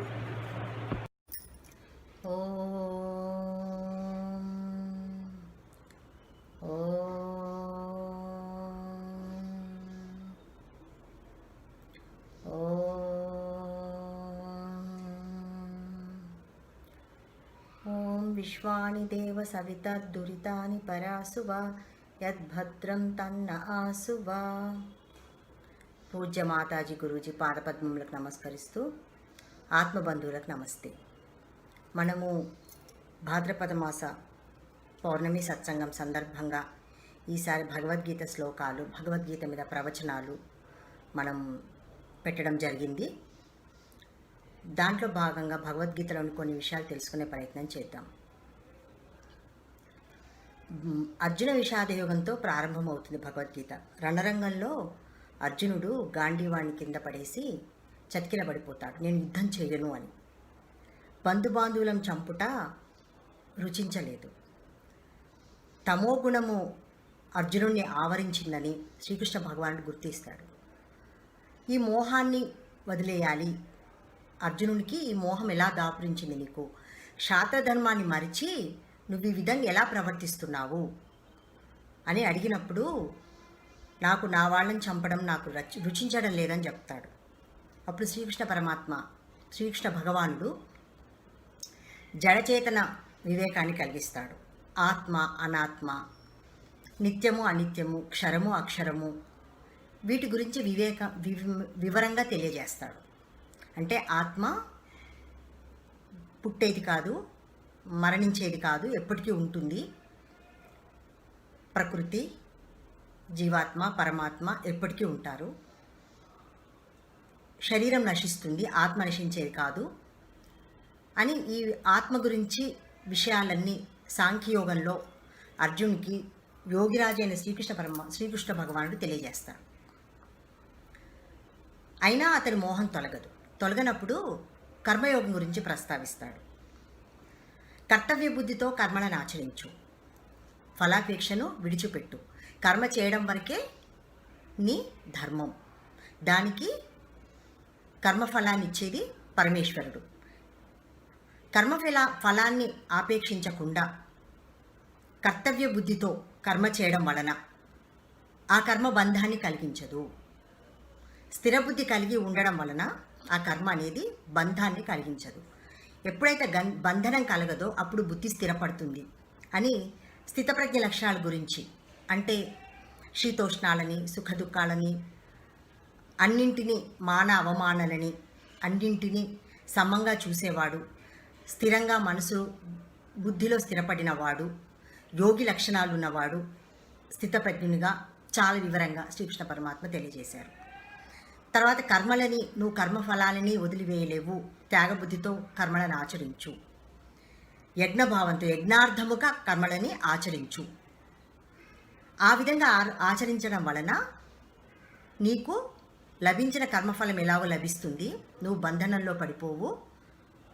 యజ్ఞభావంతో అంటే త్యాగభావంతో కర్మలను ఆచరించు అని కర్మయోగం గురించి చాలా వివరంగా శ్రీకృష్ణ పరమాత్మ అర్జునునికి ఎన్నో విధాలుగా బోధిస్తూ ఉంటాడు.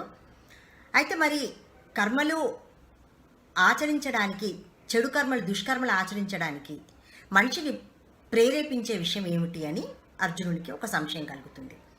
దానికి సమాధానంగా భగవాన్ శ్రీకృష్ణుడు ప్రకృతి గుణములు ఏవైతే ఉంటాయో అవి మానవుని ప్రవృత్తికి ముఖ్య కారణాలు. అవి ప్రకృతిలో ఉన్న సత్వ రజస్తమో గుణాలు ఉంటాయి. అందులో రజోగుణము ముఖ్యంగా ప్రేరేపించడం వలన దుష్కర్మలు ఆచరిస్తాడు. తమోగుణం వలన నిద్ర, అలసత్వము ఉంటుంది. రజోగుణం వలన ఆవేశము, ఉద్రేకము, క్రోధము ఉంటాయి. సత్వగుణం వలన ఆ వ్యక్తి నిర్మలంగా ఉంటాడు. అయితే ఈ రజోగుణ ప్రేరితం వలన దుష్కర్మలు ఆచరిస్తాడు. మనుషుని ప్రవృత్తికి రజోగుణము ఆధారపడి రజోగుణం యొక్క కామక్రోధములు అనే 2 అంగములు ఆధారపడి ఉంటాయి. అంటే రజోగుణంకి ప్రధానంగా 2 అంగాలు ఉంటాయి. అవి కామము, క్రోధము. కామము అంటే కోరికలు, క్రోధము అంటే కోరికలు నెరవేరినప్పుడు క్రోధం కలుగుతుంది. ఆవేశము, ఉద్రేకము, ఆలోచన రాహిత్యము కలుగుతుంది. ఈ విధంగా మనుజుని యొక్క ప్రవృత్తి ప్రకృతి యొక్క రజోగుణం మీద ఆధారపడి ఉంటుంది అని తెలియజేస్తాడు. అయితే ఇందులో ఏంటంటే కామం అనేది ఎలాంటిదంటే తృప్తి చెందదు. కనుక ప్రతి మానవుడు కూడా కామాన్ని త్యజించాలి. అదంత సులభమా? అయితే అర్జునుడికి ఇంకొక సంశయం కలుగుతుంది. మరి ఈ ప్రేరణ ఎవరు కలిగిస్తున్నారు? దుష్కర్మలు చేయాలనే ప్రేరణ ఎలా కలుగుతుంది? సాధారణంగా మానవులు అంటూ ఉంటారు, మేము కావాలని చేయలేదు, అలా జరిగిపోయింది అని. మరి ప్రేరేపించేది ఏంటి అంటే రజోగుణము, దాంట్లో కామము, క్రోధము అని శ్రీకృష్ణ భగవానుడు దీంట్లో వివరంగా తెలియజేస్తాడు. అయితే మానవుని ప్రధానంగా దీనివల్ల ఏం తెలుస్తుందంటే రజోగుణంలో ఉన్న కామము, క్రోధం అనేది మనుజునికి ప్రధాన శత్రువులుగా అర్థమవుతుంది మనకి. ఈ కామాన్ని, క్రోధాన్ని జయించాలి. ఈ కామము, క్రోధం మరి ఎక్కడ ఉంటుంది, ఎలా ఉంటుంది, ఎలా జయించాలి అనే విషయాలు తెలుసుకుందాం. కామం అనేది తృప్తి ఉండదు అని తెలుసుకుందాం. మహాపాపాలు చేయడానికి ఈ కామమే ప్రధాన కారణం. మహాపాపాలు, మామూలుగా పాపాలు కాదు. ఇది ఎక్కడ ఉంటుంది అంటే, ఎలా ఉంటుంది అంటే నిప్పు పొగతోనూ, అద్దము దుమ్ము మలినములతోనూ, గర్భస్థ పిండము మావితోనూ కప్పబడినట్లుగా మనుజుడు కామంతో ఆవరించబడి ఉంటాడు. ఈ కామానికి తృప్తి అనేది లేదు, ఇంకా ఇంకా కావాలనే కోరిక. ఈ జ్ఞానానికి కామాగ్ని అనేది నిత్య శత్రువు. జ్ఞానమును ఆవరించి ప్రకాశింపచేయనివ్వదు. దీనినే శంకరాచార్యుల వారు మాయా, భ్రమ అని చెప్తూ ఉంటారు. ఇది ఎక్కడ ఉంటుందో, కామం ఎక్కడ ఉంటుందో దాన్ని వెంటనే క్రోధం ఉంటుంది. అంటే మనకు ఏదైనా కావాలని కోరుకున్నప్పుడు అది జరిగితే మనకి లభిస్తే సంతోషం, లభించకపోతే దుఃఖం. ఎంత దుఃఖము అంటే అక్కడ క్రోధం వచ్చేస్తుంది. కామ ఏష క్రోధ ఏష రజోగుణ సముద్భవ మహాశనో మహాపాప్మ విద్యేన మిహ వైరిణం. కామం నెరవేరకపోతే క్రోధం వలన మహాపాపాలు జరిగిపోతుంటాయి. మహావైరిణం. దీనికి మన గౌతమ బుద్ధుడు వారు ఒక చెప్తుంటారు, కోరికలే దుఃఖానికి మూల కారణం. భౌతిక సుఖాల పట్ల కోరిక దుఃఖహేతువు. అంటే మనం ఏవైతే దుఃఖాలు అనుభవిస్తున్నాం అనుకుంటామో అవన్నీ మన కోరికల వలననే కలుగుతున్నాయి అని. ఈ కోరికల వలన ఏం జరుగుతుంది అంటే ఈ జన్మ మళ్ళీ జన్మ అంటే పునర్జన్మలో కూడా నిరంతరము దుఃఖానికి కారణమవుతుంది. అంటే ఈ జన్మలో మనం చేసిన పుణ్య పాప కర్మల ఫలాలు మనకు ఈ జన్మలో కానీ మళ్ళీ జన్మలో కానీ మనం అనుభవించక తప్పదు. ఈరోజు మనం దుఃఖపడుతున్నామంటే మనం చేసిన చెడు కర్మలే ఫలితాన్ని మనం ఈరోజు అనుభవిస్తున్నామని అర్థం చేసుకోవాలి. అయితే మరి ఇవి ఎక్కడి నుండి ఎందుకు ఇలా జరుగుతుంది? మరి ఈ కామము, ఈ కోరికలు అనేది మనము ఎలా కప్పబడతాయో తెలుసుకున్నాము. ఎక్కడ ఉంటాయి మరి ఈ కామము? ఎక్కడ ఉంటుంది, ఎలా ఉంటుంది అంటే మన పంచేంద్రియాలని, మనస్సుని, బుద్ధిని ఆవరించి ఉంటుంది. దీని వలన రజోగుణము ప్రవృత్తి ఉన్నప్పుడు మనిషి చెడు కార్యాలకి లోబడతాడు అని శ్రీకృష్ణ పరమాత్మ అర్జునుడికి తెలియజేశారు. అయితే మనకు పతంజలి యోగశాస్త్రంలో యమ, నియమ, ఆసన, ప్రాణాయామ, ప్రత్యాహార. ఈ ప్రత్యాహారం అంటే పంచేంద్రియాల ద్వారా ఏదైతే మనం స్వీకరిస్తామో, మనసు ఏదైతే గ్రహిస్తుందో అవన్నీ కూడా ప్రత్యాహారంగా చెప్పబడింది. అంటే మనం చూసింది అంతా కావాలనుకోవడము, విన్నదంతా మాకే కావాలనుకోవడం, నేనే అనుభవించాలి, నాకే కావాలి అని రకరకాల కోరికలు. అంటే ప్రాపంచిక విషయాల పైన వ్యామోహంతో ప్రాపంచిక విషయాల పట్లనే అనురక్తి కలిగి ఉండి ఆ సుఖాలను అనుభవిస్తూ, ఆ భోగాలను అనుభవిస్తూ మనసుని ఇంకా ఇంకా ఇంకా ప్రాపంచిక విషయాల పట్ల లోబర్చడం అన్నమాట. ఇది ప్రత్యాహారంగా చెప్పబడింది. అంటే ఏదైతే పంచేంద్రియాల ద్వారా స్వీకరిస్తామో అది ప్రత్యాహారం అనబడింది.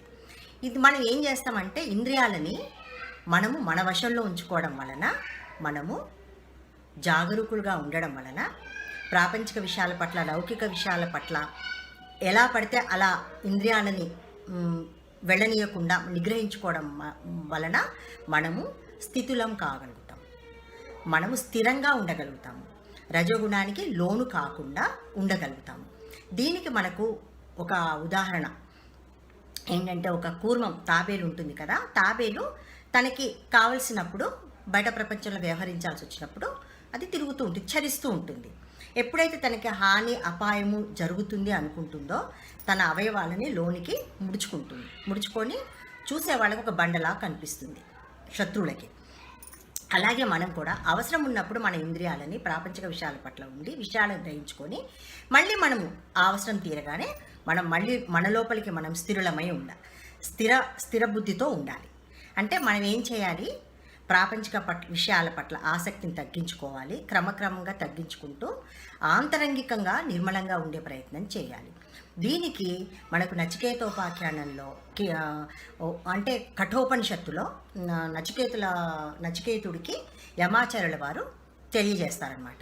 ఎన్ని పరీక్షలు పెట్టినా కానీ నచికేతుడు కేవలం నాకు ముక్తి మార్గాన్ని ఉపదేశించండి అని చెప్తారు. ఎన్నో పరీక్షలకు తట్టుకొని ఇతని బుద్ధి స్థిరంగా ఉంది, ఇతను చెప్పడానికి యోగుడైనాడు కనుక ఇతనికి తెలియజేయాలనే ఉద్దేశంతో యమాచార్యుల వారు నచికేతునికి తెలుపుతారు. ఆత్మానం రథినం విద్ధి శరీరం రథమేవతు బుద్ధింతు సారథిం విద్ధి మనః ప్రగ్రహమేవచ. అంటే ఈ శరీరం ఒక రథం, జీవుడు రథికుడు, అంటే రథంలో ఆసీనుడై ఉన్నాడు. ఈ ఏవైతే అశ్వాలు ఉన్నాయో, రథానికి గుర్రాలు ఉన్నాయో అవి ఇంద్రియాలు, వాటిని పట్టి ఉంచే పగ్గము మనస్సు. మరి నడిపించేవాడెవరు, సారథి ఎవరు అంటే జ్ఞానబుద్ధి కలిగిన సారథి ఉన్నప్పుడు, బుద్ధిమంతుడైన జ్ఞానబుద్ధి కలిగిన సారథి ఉన్నప్పుడు ఇంద్రియాలు నిగ్రహించబడతాయి. మనసు ఆ పగ్గాన్ని పట్టుకొని సరియైన మార్గంలో నడిపిస్తాడు సారథి. అప్పుడు రథికుడు తన గమ్యాన్ని చేరుతాడు. ఏ విధంగానైతే మనము విషయాలని బయటకు పోకుండా నిగ్రహించుకోవాలనుకున్నప్పుడు మనకి బుద్ధి సారథిగా ఉండాలి. ఎలాంటి బుద్ధి? జ్ఞానం కలిగిన బుద్ధి సారథిగా ఉన్నప్పుడు మనస్సు అనే పగ్గం ద్వారా ఇంద్రియాలని బయటకి ఇష్టం వచ్చిన విధంగా చరించకుండా తనకి కావాల్సిన అనుకూలంగా తన మనసును తన చేతిలో ఉంచుకుంటాడు. దానివల్ల రథికుడు గమ్యాన్ని చేరగలుగుతాడు. ఇక్కడ మనకి భగవద్గీతలో కూడా చూడండి, అర్జునుని సారథి పార్థుడు, అందుకే పార్థుని యొక్క సారథి శ్రీకృష్ణుడు, అందుకే శ్రీకృష్ణుని పార్థసారథి అన్నారు.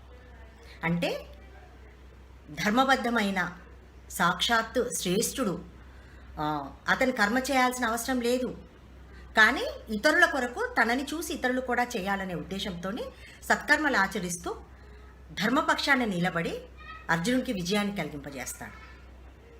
అలాగే మనం కూడా మన మనస్సుని సరియైన మార్గంలో పెట్టుకొని బుద్ధివశంలో ఉంచినప్పుడు మనం కూడా కావలసిన గమ్యాన్ని చేరుకుంటాం. అయితే ఇంద్రియాలు మనకు చాలా సూక్ష్మమైనవి. ఎంత సూక్ష్మమైనవి అంటే మనం పైకి కనబడే కళ్ళు చూడవు, ఆ లోపల ఉన్న తన్మాత్ర ఏదైతే ఉంటుందో అది చూస్తుంది. ఆ తన్మాత్ర అనేది చాలా సూక్ష్మంగా ఉంటుంది. ఇంద్రియముల కంటే కూడా మనస్సు ఇంకా సూక్ష్మం. మనస్సు కన్నా బుద్ధి సూక్ష్మమైనది, బుద్ధి కంటే కూడా ఆత్మ ఇంకా సూక్ష్మమైనది. అంటే ఆత్మ అంటే ఇక్కడ జీవుడు ఇంకా సూక్ష్మమైన వాడు. ఈ విధంగా మనము సూక్ష్మము గ్రహించుకుంటూ పోతూ ఉంటే, మన గురించి మనం తెలుసుకుంటూ ఉంటే మన లోపల మనం స్థితులు కావడానికి అవకాశం ఉంటుంది. ఎప్పుడైతే మనము మన జీవితాన్ని మన చేతిలో ఉంచుకొని ఇంద్రియాలకు లోబడకుండా ఉంటామో అప్పుడు ముక్తి మార్గంలో పయనించడానికి అవకాశం ఉంటుంది. యోగీశ్వరుడైన శ్రీకృష్ణుడు అర్జునుడి ద్వారా భగవద్గీతను లోకానికి చాటారు.